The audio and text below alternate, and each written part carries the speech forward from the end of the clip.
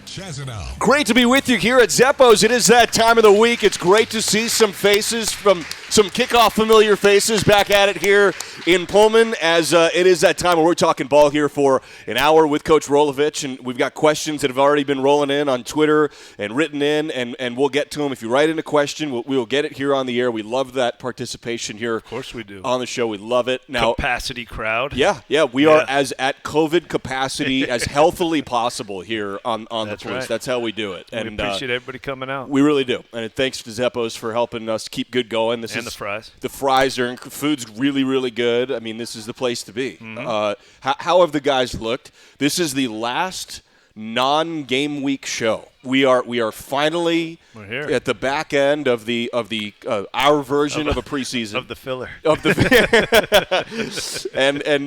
but I have appreciated the opportunity to back away a little bit from the game discussion, the week-to-week discussion. It's been a lot of fun to be able to take a little time. Good. I'm glad you're happy. Not have that pressure. It's been a lot of fun. Yeah, but now it will be great to talk ball. But how have the guys looked? How has practice been? And let's kind of recap the week, and then we'll get to questions and everything. No, they're pretty. I mean, I think they know it's coming. I think there's an excitement level. Getting into I know in the past they have gone through a mock week. I never really called it that, but today would have been what a normal Tuesday practice would have looked like for them. Okay. Tomorrow will look like a normal Wednesday in a regular game week. Saturday will be a regular Thursday, and Sunday will be a regular Friday for them. So a lot for us to still discuss as far as how we're going to handle the road meetings. Pregame meals are a little bit different here with COVID, and so we just need to talk through it. We do a little thing called mental check. The kid, they don't know it yet, but kind of the last thing we do before we get on the bus, just kind of standing up in front of your teammates. If you could ask a question and answer hopefully with the right answer, just building confidence in each position group. So a lot of those things we just got to get done this weekend. Those are football questions? Yes. Okay, so kind of scheme or what are we doing in this game? What's the empty check? Or maybe Brian Smith will ask about a pressure. How are we going to pick it up to the running backs?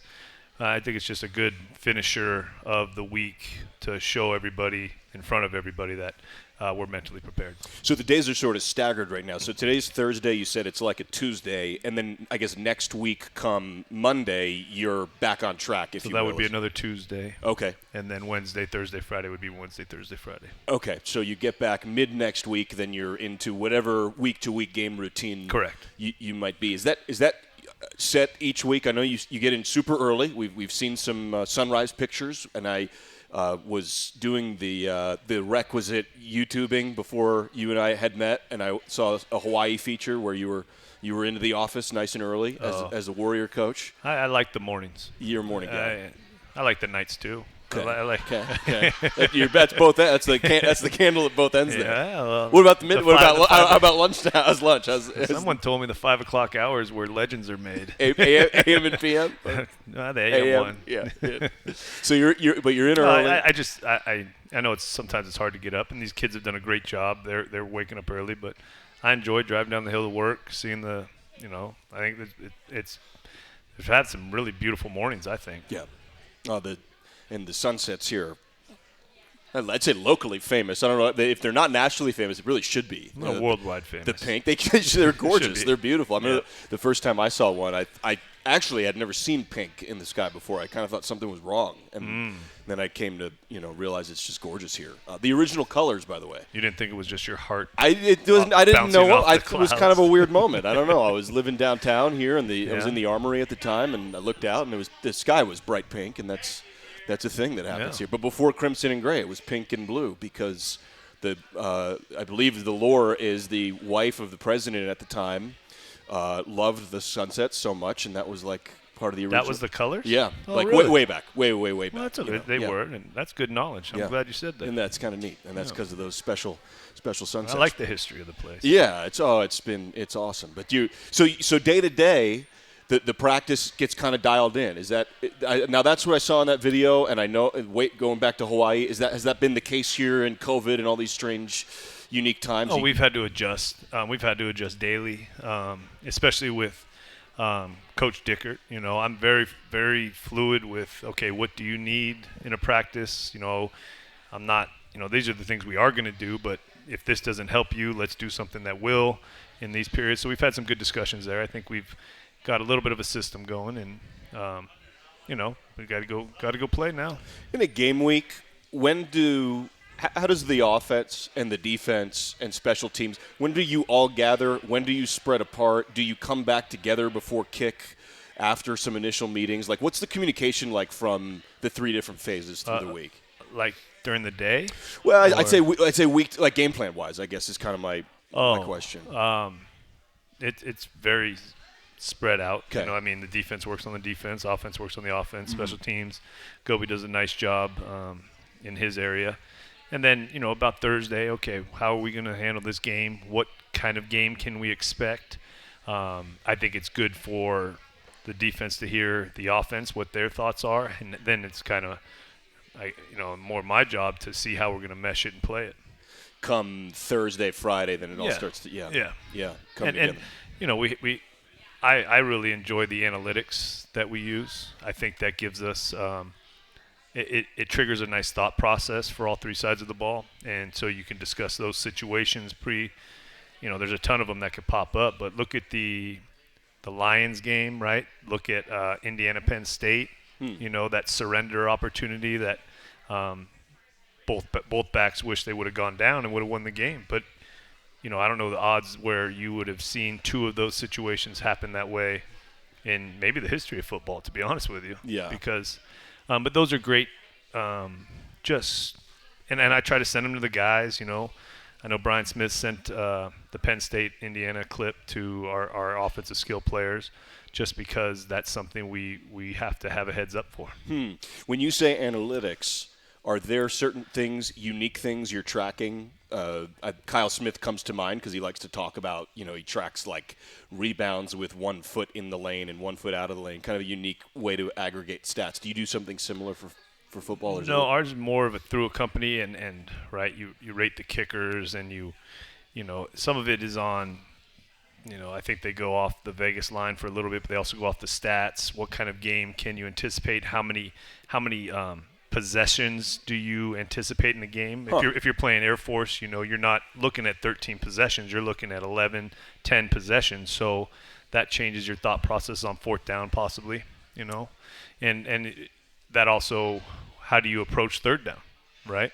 If you already know, all right, 4th down, the numbers are telling us we're going for it on 4th and 4, right, on 3rd and 5, what are you doing? You can play it all types of different ways. It's really, and it's, we haven't got every 4th down, but I think the players enjoy especially offensive players enjoy knowing the aggressiveness will be there. Yeah, that you're gonna push it a little bit. Yeah. Is there a certain yard line where you say, hey, we're at the opponent's 44. We always want to. We're in field goal no man's land, but it's still not really, not on our half of the field. I really feel good about this.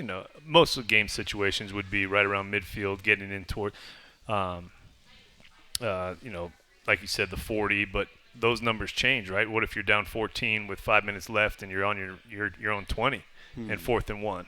Are you going to get another two possessions back? Yeah. Right? You might have to go there. So end of the game stuff is really where a lot of it comes into play. Love it. Hey, Mountain Cold Refreshment made to chill 2020.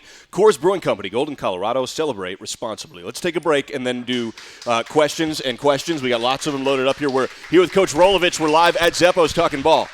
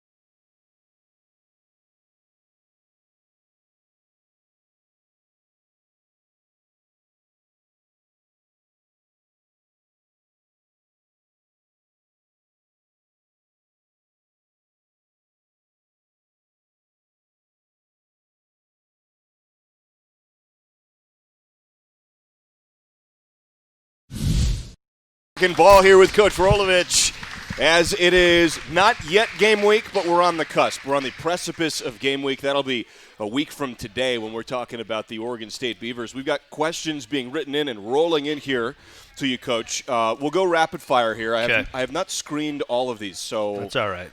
We'll do our best here. But IPA or Coors for a beverage choice? Would you go IPA or Coors? Coors Original or Coors Light? Glad you asked. Let's start with banquets. Coors Original, the banquet beer. Coors Original. Coors Original. Well, now what about Coors Lights? Coors Light. Coors Light. Okay. This might be a loaded question. Pullman is a small town, as you may know. Question is, how are your neighbors? I would imagine your neighbors might be here right now. I got some great neighbors. Or they're listening. Yeah. Good. That's good. Very friendly. That's great. I'm glad that's worked out for you. I don't know. Your neighbors might have written that question. Okay. How much of the run and shoot? This is a question from Dan. If you put your name on it, we'll get your name here. Dan Coonrad, great kook, always here.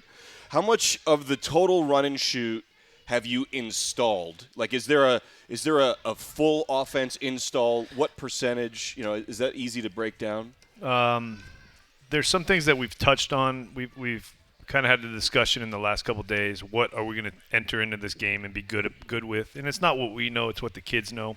What can they execute at a high level? I would say 65. Okay, 65%. Yeah. That's pretty good, actually, right? I mean, that's in a limited amount of time. That's tough. You haven't had the kids you didn't have spring, you didn't have fall. Yeah, but this season to me is about playing hard. Everyone's had to deal with, this COVID deal. More scheme doesn't always equal better play. And this is about them having confidence, playing hard, believing in the system, believing in each other. I think we have enough to play with. There's obviously some things that we, want to get to in spring and next fall, but right now we're that's just a guess. Correct me if I'm wrong. Sure. The greatest show on turf, the Kurt Warner, Isaac Bruce, Torrey Holt, Ricky Prohl deal. Great team. In the 99 Madden football game, I was undefeated with them. Wow, is that right? That's right. Sounds like there's some challengers for that. That sounds you have Marshall Falk. I had Marshall and Kurt. Yeah. And all those receivers. Hard to beat. Good scheme. Arena League quarterback Kurt That's Warner. Right. Iowa Barnstormer. Yeah. Yeah. Quick release. Yeah. Quick. You got to get rid of it quick. In the hockey rink. You got to get rid of it quick. It is so fun. It's a fun game. Was Arena? It's a blast. Was it really? A blast. It's like hockey. It's even better when you're there in person. You hit someone on the boards. Yeah. And it's very entertaining for the kids that came. Yeah. I thought they did a really nice job especially at San Jose SaberCats. Did you play in Spokane? Did that ever? No, okay. But I plan to go up there and watch those games. I'd like to take our team up there. That'd be fun. I'd love to do that. Super fun. They would enjoy it. Oh, yeah. Super fun. Hey, so what I was going to say is I think I may be wrong about this, but road trip. Absolutely. That'd be great fun. Mike Martz was the OC. Yes. And he kind of famously had a massive playbook, I think, and he kind of changed it over. It was like a phone book. Like you get this thing and they change plays. Mike Leach, for instance, or as you alluded to, 65% smaller, has one sheet of paper. Where do you fall in the spectrum of is more better, is less better, or does it not? Does it totally matter based on the players and the opponent? What do you think? As far as playbook, I would be less than a phone book. Yeah, a little bit much. I don't know that I would call it from a napkin, right? But I think there's a lot of stuff on the plate. We always try to cut something out of it, right? Because you've got too many plays on there that you're going to run anyway. For situational stuff, that's where a lot of those lines are filled with, right? All the situations that come with football, but the base stuff doesn't necessarily change game after game. It's the identifying of what coverage they're seeing. And I said this today, we've become somewhat of people prepare for us a little bit like an option offense where you'll see sometimes on the first snap, you'll see a completely different defense. You'll see a completely different personnel than they've shown on film versus other maybe 10 personnel looks. So we're very prepared as a coaching staff. I'm really putting my focus on, all right, here's the adjustment. Here's what we're seeing, either 3 double cloud, drop 8. Here's what we got to do. We got to get that information to our guys on the sideline. There has to be clean translation on the sideline. Communication is it being and comprehension of what is it's okay. You're not seeing quarters. You're seeing this, blah blah blah. We have to, be on the sideline and adjust quickly. I think that's going to be the key.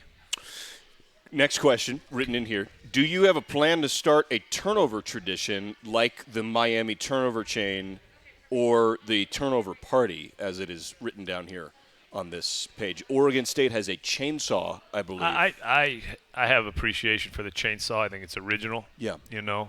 I think Miami's got their chain. I think there's been dozens of failed attempts at trying to come up with a gimmick for turnover chains and turnover this and turnover thrones and turnover towels. And if it was something that was meaningful to our players in this community, I would do it. Mm-hmm. But I'm not going to force it. I mean, got to be organic. I'm all organic. Yeah, got to let it be natural. Yeah. I just don't have, if the defense wanted to come up with something, but if they said, let's do the Cougar turnover chain, I would say, no, people are done doing that. It's done. Makes sense. On a scale of 1 to 10. Maybe a Cougar, paint swipe across the face or something like that. There's no regulation against that, right? I don't think so. You could do that, I think. Just dip your fingers in. Just do a thing. Like kind of war paint. Almost like a Rambo. I don't know. Like Rambo 2, to be clear, in the jungle. We need to talk about Rambos and Rockies and those types of things. That's multiple shows. Yeah. That's a great idea. Favorite Arnold Schwarzenegger movie? Oh, man. I mean, I'm almost uncomfortable with the question because I have to pick one. As an enthusiast. Mm-hmm. You are an enthusiast. Oh, yeah. I could tell the traps and stuff. Yeah. I think you got to go. Terminator 2. Terminator 2 is, I would argue, is the greatest sequel in the history of sequels. Fair. In cinema history. How about that? Okay. Although Godfather's way up there, but Godfather 1 was. How do you feel about Commando? I mean, I love. I think he and Stallone. Stallone was going, was it Cobra or whatever what's the, I'm embarrassed right now because I wasn't expecting to go down this path. Okay. But they each were coming out with competitive, they had one and then the other and then. Bigger knives, and then you got Crocodile Dundee coming with the big knife. Yeah, those are great too. Those are all super right, back fun. on track. Okay, all right. And I welcome questions about that. I hope those come in. That'd be really exciting for me on a personal level. Yeah. I'd love to talk about that. Yeah. Scale of 1 to 10. How game ready are players and the coaching staff? Today? 7. 7. 7. All right. On route. Yeah, that's it. Yeah. I think the COVID thing has given our coaches definitely a chance to really spend some quality time on all the opponents we could see this year. And then when it kind of locked into this North schedule with SC, and we got Oregon State first, I think we had and I think it helped that we were able to play them with the offensive stats last year at Hawaii. So there's some familiarity there.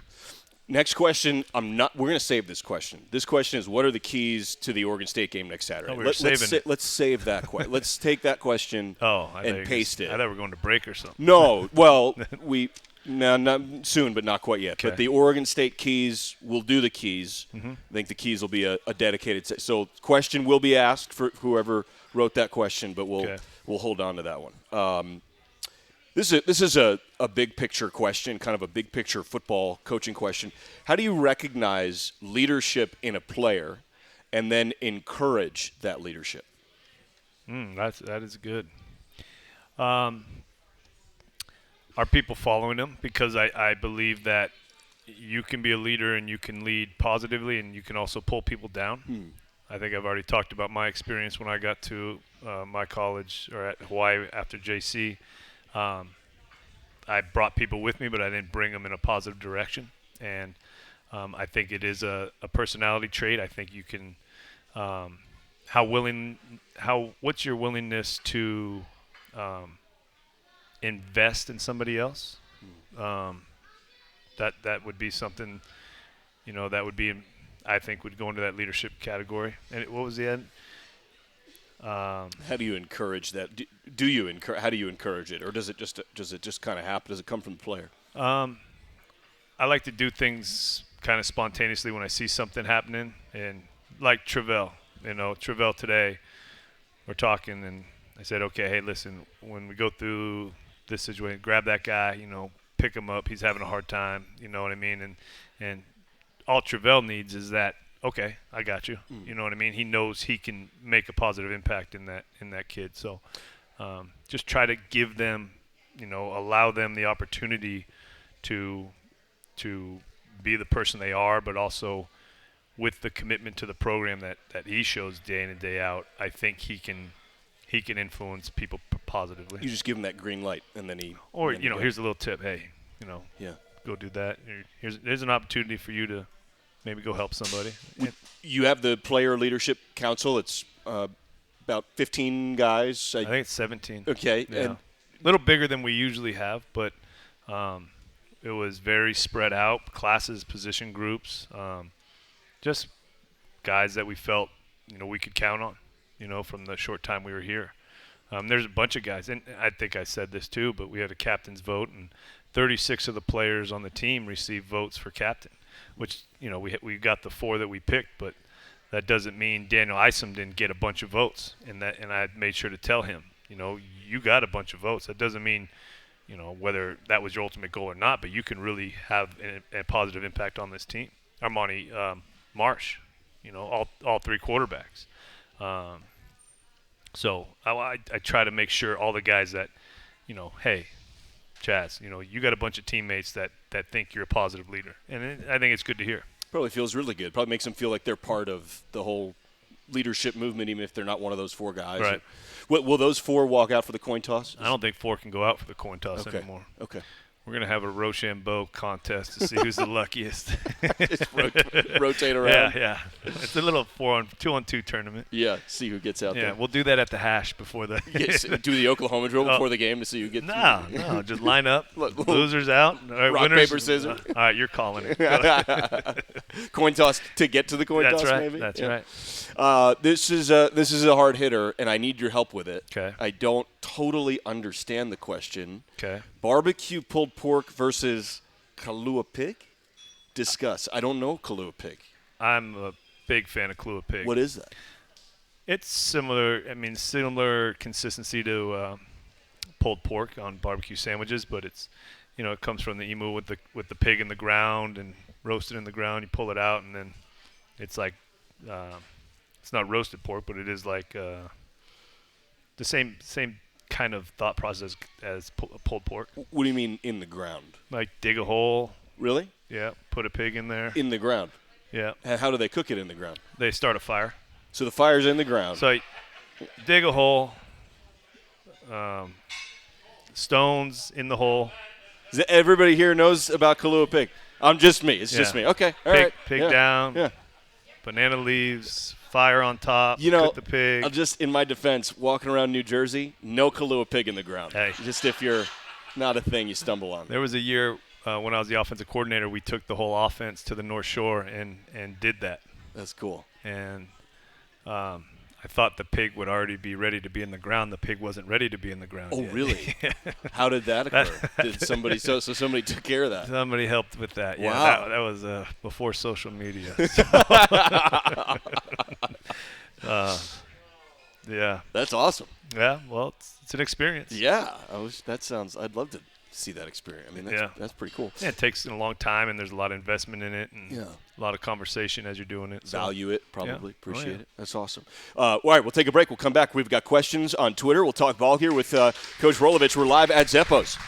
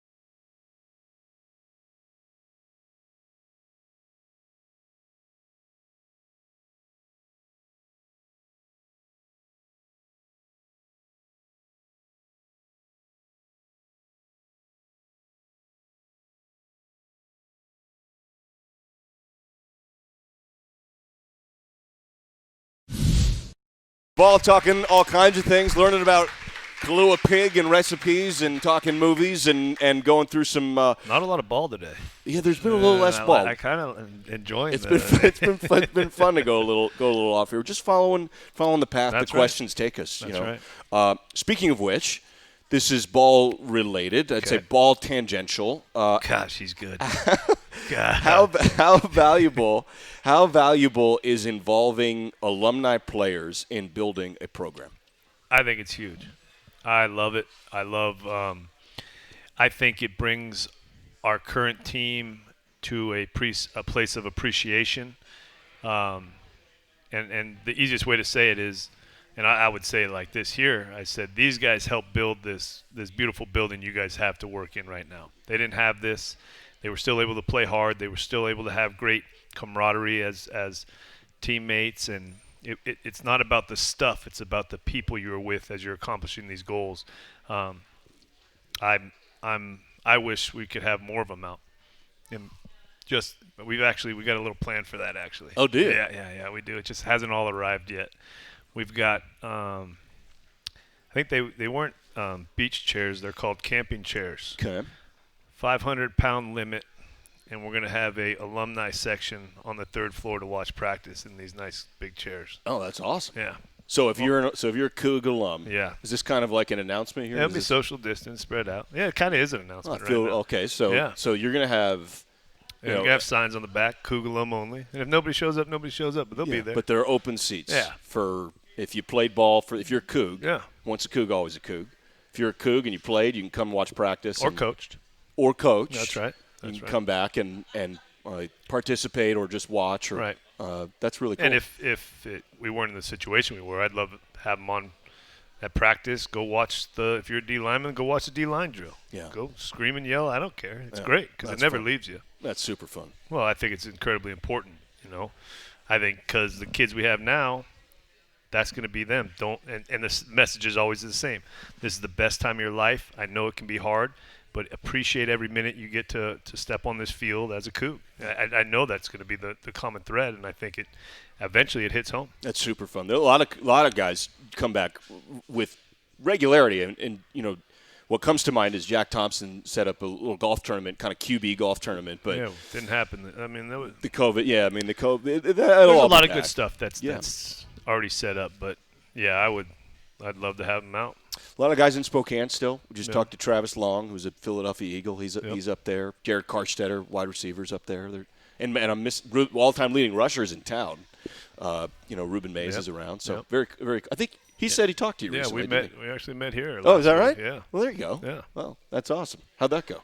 Good. Yeah. Fries were actually. I think that was my pet. I had a Pepsi. That's a quick meeting. That's the method. That's awesome. All right, question here. Kyle Smith, head basketball coach here for Washington State University, tends to get a little disheveled as the game progresses. I want to confirm that it was the person who wrote the question. That is not. I'm not editorializing. That's word for word. Is he here? I don't think he's here. I don't think there are many open seats here for him. No. Kyle Smith tends to get a little disheveled as the game progresses. I can confirm shirt untucked sometimes and the like. Do you have any strange sideline antics / habits to watch for that you're aware of? Are you that self-aware? I try not to lose my mind. I just don't think it for the game of football. I think the players can absorb that and play a little bit tentative. I'm very hard on the quarterback.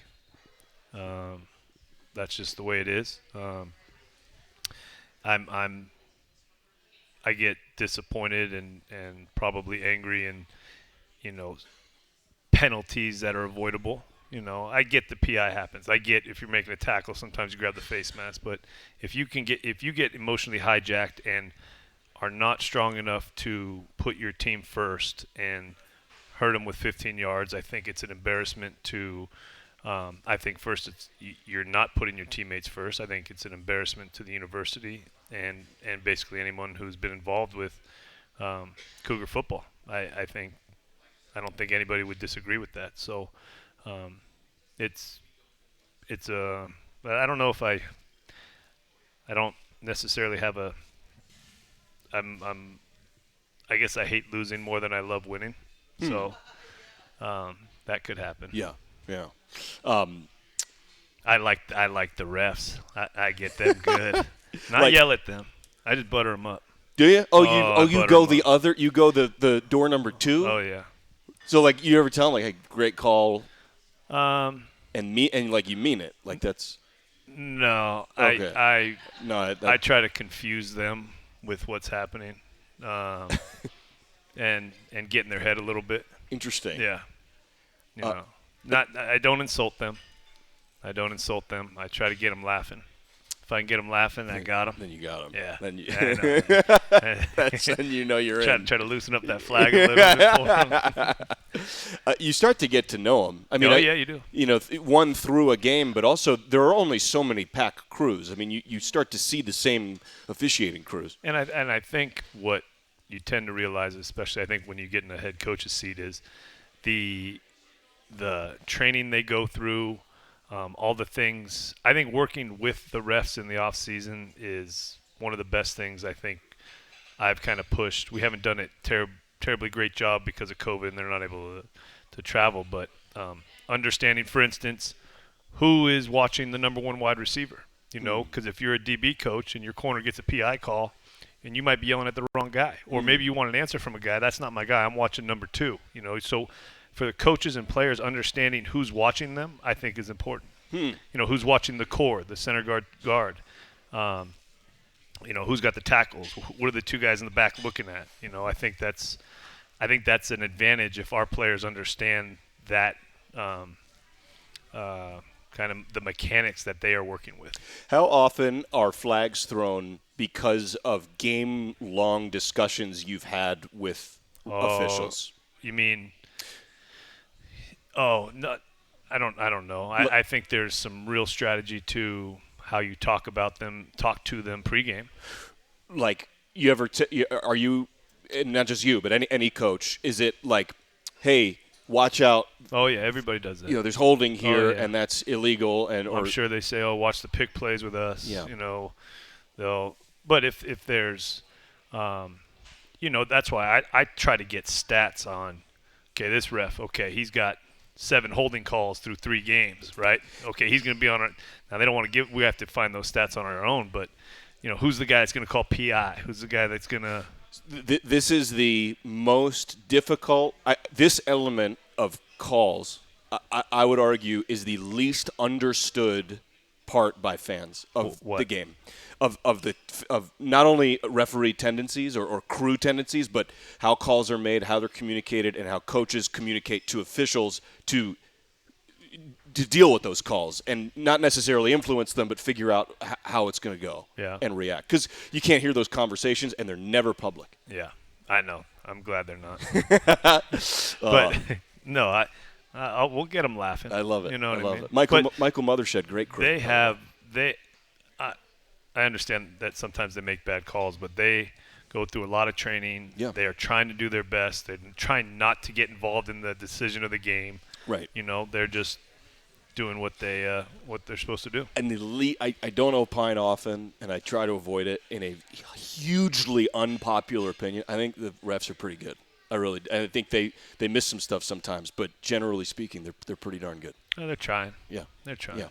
Yeah. Another question we're going to pin to the board here for next week. Okay. Beavers lost a fair amount of skill position players. What can we expect from their offense next week? We'll do a whole Beaver deal next week to whatever degree Coach can. We'll do the Beavs. Jake Luton was their quarterback last year. I thought he was a good player. 6'7", yeah, certainly. I thought he was a good player. Yeah. I think he was drafted late, Jaguars. Right? Yep, Jaguars. Isaiah Hodgins, their wide receiver, was drafted by the Bills. He was a definite go-to guy for them. Second team All-Pac. Yeah. No, he was very productive. They do return Jamar Jefferson, who's a All-Pac level running back. And they had a really good freshman year. Yeah. I think it seemed to get banged up a little bit last year, but still is a tough runner. I think they got multiple running backs that are effective for them. Really, really good. I think they got good scheme. I think they know who they are, and they, the offensive coaches, I think they're all very good. And then the offensive head coach. I think they're on the same page, I guess. So, well, Gary Anderson was there, and then Jonathan Smith came. Jonathan Smith came in there, and their offense took off. I mean, the moment Jonathan Smith got there, really, really good. Yeah, I think he's done a great job. Yeah. I mean, that's a tough job, and he's got him believing. And like I said earlier, I think he's had a couple of years to get his culture in. I've had in my opinion, a quiet off season, which, how do you judge that? Right. They're probably, you don't know how everyone's dealing with COVID or how that's affecting it and all that. So I expect a very tough game. We will take a break. Can't wait to talk about Beaver stuff and Pack game and game week next week. We'll get into it, and we'll do the whole deal. We are live here at Zeppo's with Coach Rolovich.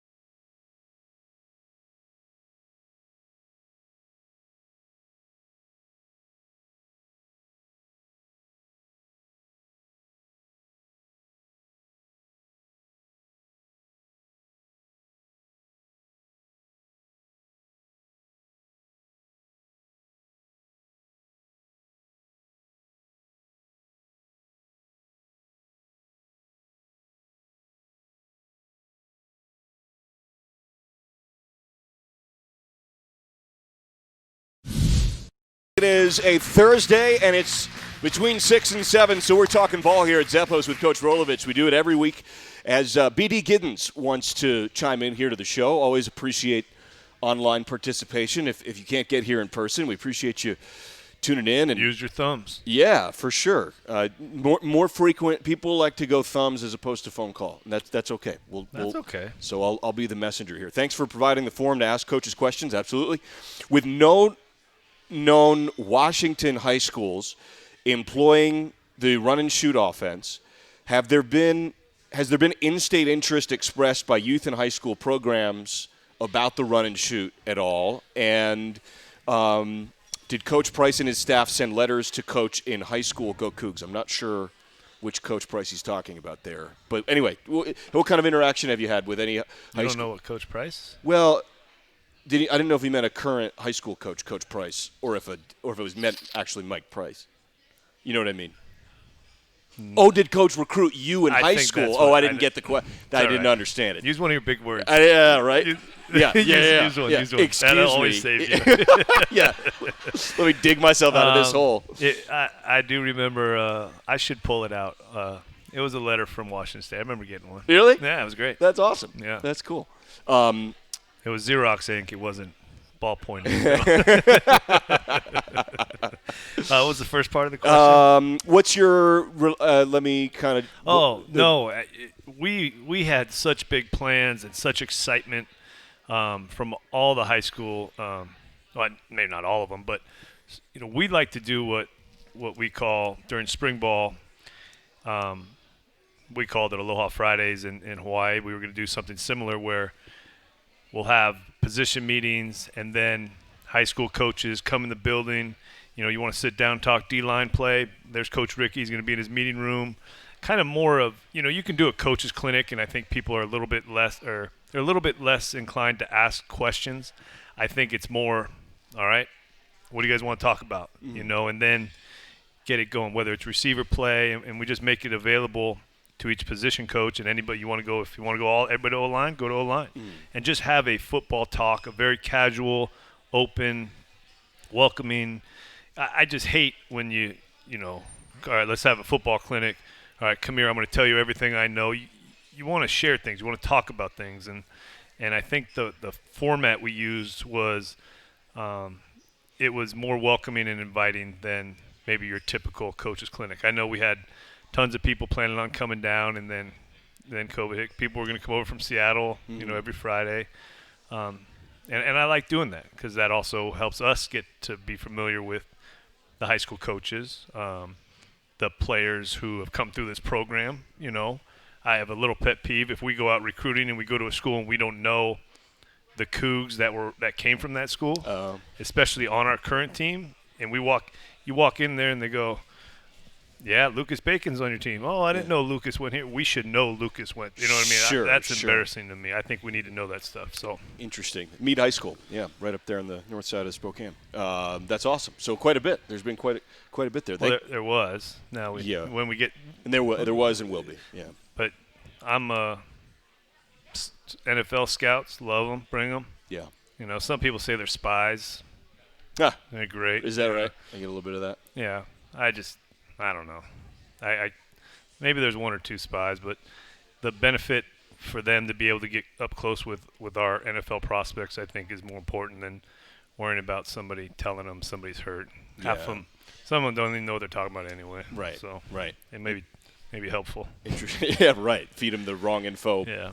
With the worst intentions. No, they got a tough job, and anything we can do to make that more,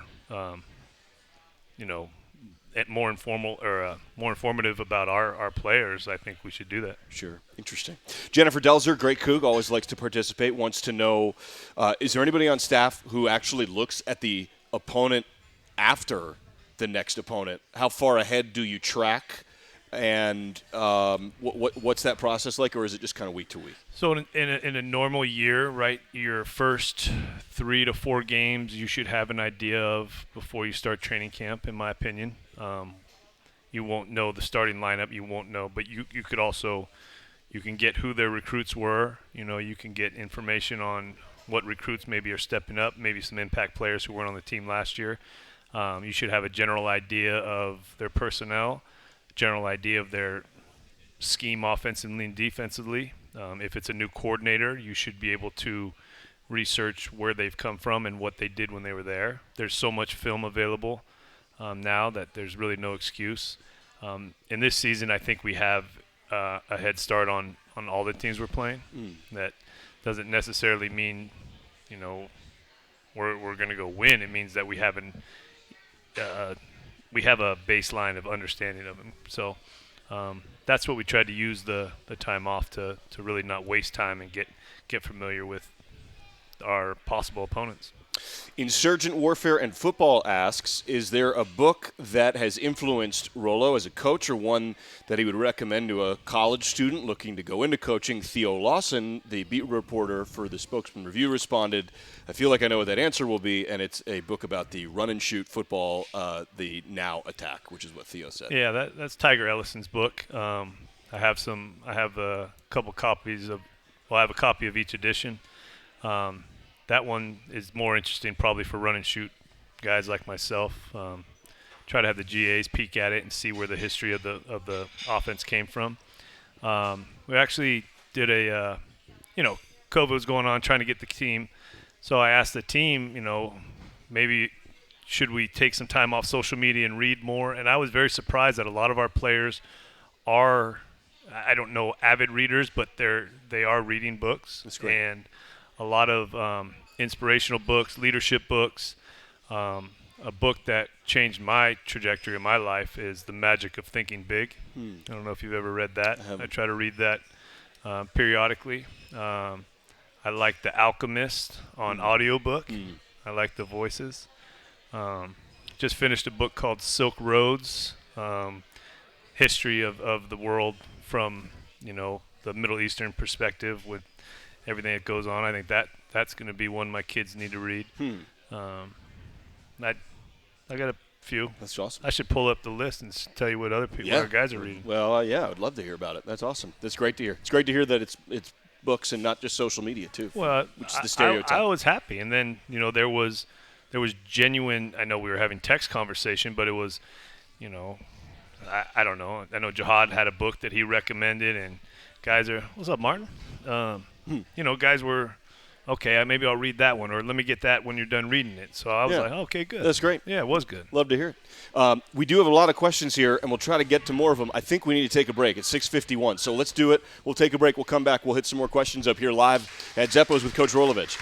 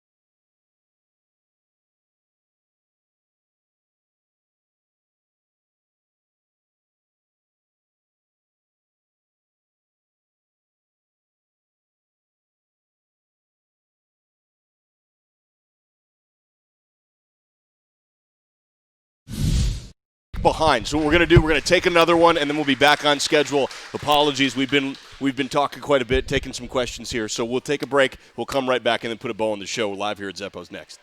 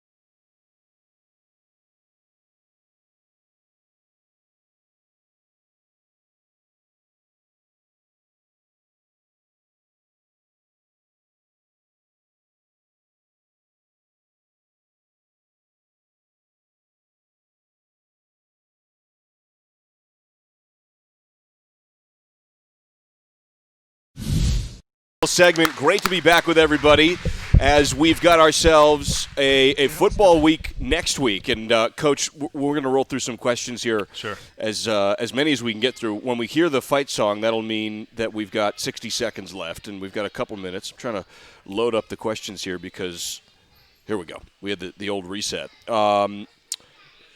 Tony Thompson has stumbled upon a vuvuzela that he's going to blow out. Have you seen this? I have Jack seen Thompson's son? Oh, are you kidding me? He's an icon. He's an icon. Yes. He's a legend. He's a legend. Yeah, he was here for a couple weeks ago. Yeah. Oh. Yeah. Yeah, you feel it when he steps in town. The ground shakes. We're about to hear it when he blows the vuvuzela around Pullman. We got less than 60 seconds. Thank you, Coach, for this time, as always. Thanks for everybody who's here. To Jerry Kylo, Jared Prenguber, to Jake Hiramata, who's back in the U.S. Bank Network studios, Mike Murabito as well. Be back next week for Game Week. Game Week. Next week's Game Week, live here at Zeppo, 6 o'clock. Thank you, everybody. Great to see everybody.